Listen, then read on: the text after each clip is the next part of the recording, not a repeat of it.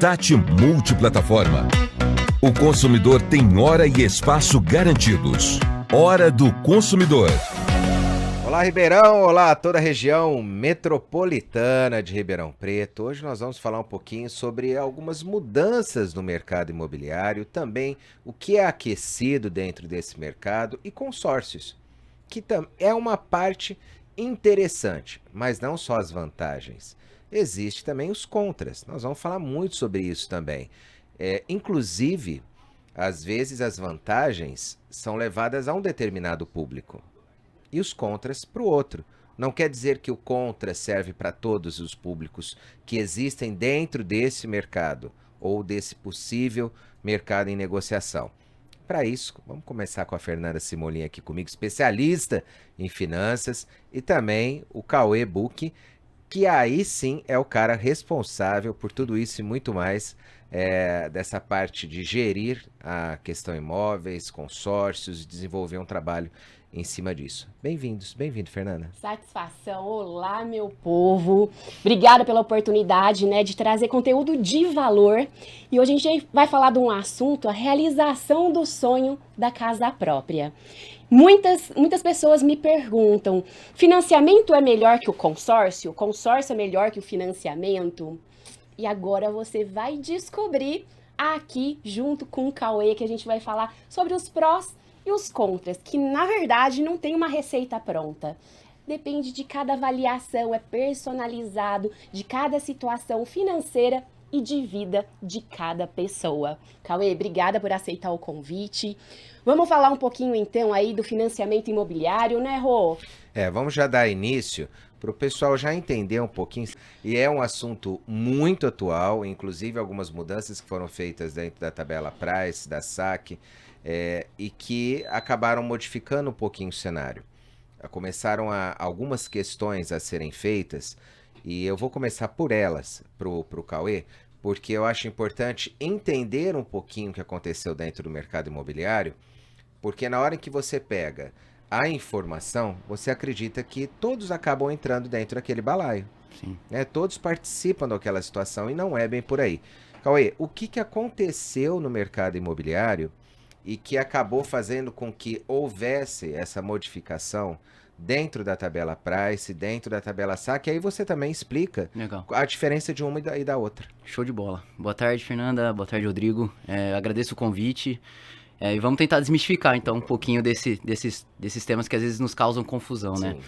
né? Bom, acho que vale primeiro explicar para todos, né, o que é tabela Price e o que é tabela SAC, né? A tabela Price é um modelo de amortização onde você tem a mesma parcela do começo ao fim do contrato, tá? Para que isso aconteça, as instituições financeiras, elas estruturam o contrato dos clientes para que no começo ele tenha uma amortização menor ali da dívida e no final, quase que a parcela na sua totalidade é referente à amortização. Consequentemente, por ela ter uma parcela igual, ela é muitas vezes escolhida porque ela começa com uma parcela mais baixa do que a parcela SAC, tá? Já a tabela SAC, o próprio é uma sigla, o nome que significa Sistema de Amortização Constante. Então ele permite, do começo ao fim do contrato, a mesmo valor de amortização. E isso parece um jogo de números assim que não tem muita influência. Mas isso no final, para quem vai pagar até o final do contrato, dá uma diferença significativa. É o meu caso, inclusive, fazendo um parênteses. Eu adquiri meu imóvel, fiz em 30 anos, que era o valor que cabia no meu orçamento da parcela e da aprovação no momento. Só que eu me propus uma meta e fiz um planejamento. Perfeito. E fiz a quitação em 5 anos, porque eu pagava a parcela vigente e eu ia antecipando as últimas parcelas que os juros são menores, né, e acabam sendo menores. A Price, normalmente, ela tem um valor, ela é bem, dá para se estruturar bem uma tabela. Sim. Dá para você entender o começo, meio e fim dela, porque os valores acabam permanecendo até o final. A tabela SAC, ela é o contrário, ela inicia com valor alto. Mais alto. E aí ela começa amortizando e você verifica que pelo menos os 5, 7 primeiros anos, você vem pagando juros. Depois que você começa a verificar que o teu montante do financiamento, ele acaba acelerando um pouquinho mais, porque no começo você assusta. Sim. Fala, poxa, uma tabela SAC que eu peguei com a tendência lá na frente, em pega um valor de 1.200 a parcela, lá na frente eu pagar R$300 no finalzinho do contrato, é interessante. Porque principalmente pensando na questão aposentadoria, valores que acabam sendo modificados e adequação também com a idade da pessoa no mercado. Então você imagina algo mais propício para o final, mais interessante. E que sem a amortização, sem o trabalho que é dado da amortização, fica muito difícil se cumprir um contrato em 30 anos, em 35 anos. Então é muito mais fácil se utilizar o FGTS e outros meios para poder antecipar. Mas o que isso fez com que o mercado se assustasse, Cauê? Aí até respondendo a tua pergunta em questão, Rodrigo, na verdade não foi o mercado como um todo que se ajustou, tá? Esse ajuste que aconteceu recente foi um ajuste realizado pela Caixa Econômica Federal. A Caixa hoje é o principal player do mercado em termos de financiamento. Primeiro, por conta da sua taxa, ela tem uma excelente taxa de financiamento se comparado aos concorrentes. Hoje, para você ter uma noção, lá na Flúria a gente tem apenas o BRB como um banco que está batendo a taxa da Caixa. Então, assim, eles são muito competitivos em termos de taxa. Isso faz com que a demanda de crédito com a Caixa seja altíssima, tá? E aí é uma estimativa hoje do mercado que a Caixa ela seja responsável por mais ou menos 70% do financiamento imobiliário do Brasil. Tá? É alto. O que acontece? O financiamento imobiliário ele tem duas formas de subsídio para que ele seja possível. No Minha Casa Minha Vida, o recurso mais utilizado é o FGTS, por isso que ele permite uma taxa muito mais amigável. Então, para quem se enquadra no programa assistencial, ele tem uma taxa extremamente abaixo do que você vai encontrar no mercado. E já o restante do mercado, que se enquadra já no SBPE, né, que é o sistema que utiliza a caderneta de poupança para empréstimos, esse mercado ele já está com uma restrição maior de crédito. Por quê? A gente vem, desde a pandemia, depois que começou o ciclo de alta, vivenciando uma alta da Selic, né, a taxa básica de juros do mercado. E o que isso tem a ver com a taxa da poupança? Isso faz com que a poupança fique pouco convidativa. E se ela está pouco convidativa, eu não vou deixar R$1 na minha poupança se eu recebo 100% CDI, quase que o dobro do que a poupança é capaz de me pagar. Então isso faz com que o dinheiro destinado à poupança seja baixo, naturalmente os bancos tenham menos dinheiro para emprestar. Só lembrando que a questão da poupança, na hora que o Cauê falou, e nós já falamos aqui algumas vezes, inclusive com a Fernanda e com o pessoal da Sicredi, a poupança dentro dos bancos convencionais, ela é utilizada para a questão do fundo imobiliário. Sim. Ela investe na questão das possibilidades do campo imobiliário, principalmente Minha Casa Minha Vida. Na hora em que você joga isso para uma cooperativa, que é o caso da Sicredi, aí a mesma poupança ela é utilizada para fomentar o campo rural, né, para fomentar o que realmente movimente muito o país. Então nós temos em dois lados. Agora, o que você falou é extremamente importante. E essa situação, Fernanda, é muito comum e vem sendo muito comum enquanto a Selic estiver alta. Sim. E por isso, e eu não vou deixar de falar para o meu cliente migrar, né, o saldo que está na poupança em busca de uma rentabilidade melhor e tendo o risco igual. Porque o risco do CDB, da LCI, que é a letra de crédito imobiliário, da LCA, que é a letra de crédito agrícola, é igualzinho da poupança, né? Que são emitidos pela instituição e também tem o respaldo ali do Fundo Garantidor de Crédito em 250 mil por CPF ou CNPJ, totalizando até 5 instituições. Então, a Caixa está sentindo essa dificuldade de caixa, né, literalmente, né, do fundo ali de reserva para poder fazer o financiamento. Eu acredito que eles já estão estudando uma nova forma também de levantar capital, que seja de origem do próprio CDB, né, que seja o risco... Provavelmente vai ser via LCI, né, LCI, que é uma forma de captação que também é letra mais de crédito imobiliário, mas tem que agir com urgência, né, porque...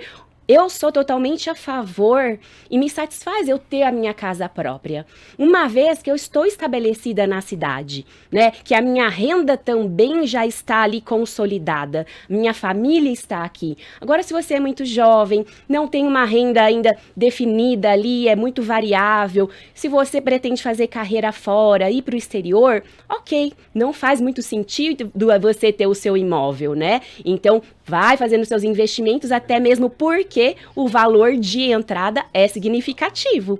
Precisa ter a entrada, né? Eu vou pegar a palavra jovem, né, que é um público específico que a Fernanda levantou e que é um público que utiliza muito Minha Casa Minha Vida, né, o primeiro imóvel, a primeira oportunidade. E quando você tem 18 até 21 anos, o salário não é tão interessante, então ele se adequa bem ao Minha Casa Minha Vida. Eu, particularmente, eu nunca gostei da possibilidade do subsídio dado pelo governo, porque existem alguns contras lá na frente que acabam atrapalhando essa questão.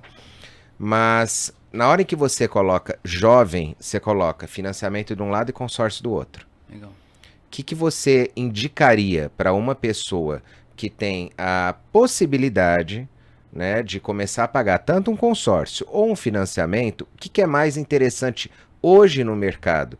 Por que eu estou te perguntando isso? Porque às vezes é aquele jovem que vai viajar, é aquele jovem que vai estudar fora do país, ou é aquele jovem que não vai ficar fazendo carreira na própria cidade.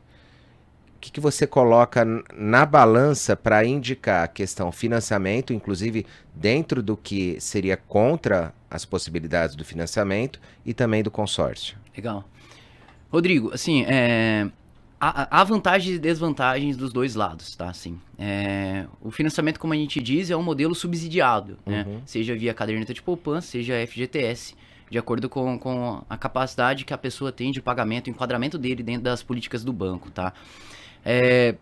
O consórcio, ele já é um modelo de autofinanciamento, né? O consórcio é uma linha de crédito única no Brasil, que foi criada num momento de escassez de crédito. O brasileiro é extremamente criativo, né? Não é à toa que a gente tem um Pix, a gente tem uma série de formas extremamente evoluídas em termos de transação financeira.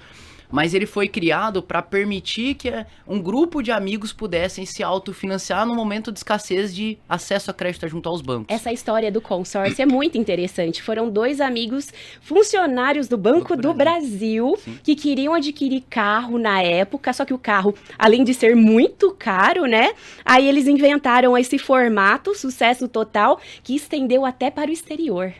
É isso aí. E aí o que acontece basicamente no consórcio? São várias pessoas que se unem e todo mundo vai contribuindo mensalmente. E naturalmente, se eu estou contribuindo com todo mundo aqui, ninguém vai cobrar juros de ninguém, porque aqui nós não somos uma instituição financeira. Só que esse negócio foi ficando grande e você precisa que alguém administre essa operação. E aí é quando entram as administradoras. E as administradoras hoje elas cobram uma taxa sobre a gestão do grupo do consórcio. E aí, diferente do financiamento, essa taxa ela é para gestão. Então, em vez da gente tratar ela como taxa, vamos trazer para juros para ficar mais fácil da gente entender essa mecânica e comparar com o financiamento. Os juros que a gente calcula hoje, a gente está falando uma taxa média de juros hoje no mercado imobiliário de 10% ao ano, tá? Assim, pode ser um pouquinho menos, um pouquinho mais, de acordo com a instituição financeira. 10% ao ano. O consórcio, a gente vai achar consórcios de 12% a 30% de taxa administrativa. No período. Isso, esse é o ponto de diferença. Que para descobrir qual que é a taxa ano, você vai dividir qual que é a taxa administrativa pelo prazo. Então, se o prazo é 200 meses, você vai dividir essa taxa aí de 15% por 200 meses, você vai ter uma taxa mês, multiplica por 12, você faz uma análise comparativa. Hoje, em linhas gerais, a gente está falando de 1% ao ano, em termos de taxa de juros, de taxas administrativas de consórcio. Então, assim, se a pessoa está com muita urgência, o consórcio é o melhor caminho? Talvez não. Tá? Nós até fazemos bastante operações que a gente chama de consórcio estruturado, que é o quê? A gente olha para os históricos do grupo, usando administradoras específicas, onde a gente vai combinar lance embutido, que é usar um percentual do valor da carta como parte do lance, tá? Que é um recurso que a gente usa para poder acelerar essa contemplação, e mais uma parte de lance de recurso próprio para conseguir o cliente ter acesso rápido. Isso é garantido? Não é uma ciência exata, é uma ciência probabilística. A gente vai olhar para os históricos e vai sugerir um lance acima. Mas pode acontecer que 3 pessoas decidiram dar um lance acima do que tudo foi dado e acabou. Eles vão ser contemplados antes por terem feito antes, tá? Mas por lei, todo mês alguém do grupo é sorteado dentro de um grupo de consórcio. Então, se é uma pessoa que está com muita pressa, talvez o consórcio, mesmo com a taxa mais barata, não seja o melhor caminho. Mas se é uma pessoa que está se permitindo planejar, que não está com pressa, o consórcio vai ser um excelente caminho para ele frente a um financiamento imobiliário. Inclusive, caso ele tenha algum valor, né, para disponibilizar para esse tipo de lance. Exato. Porque existem grupos que os lances são mais interessantes que outros.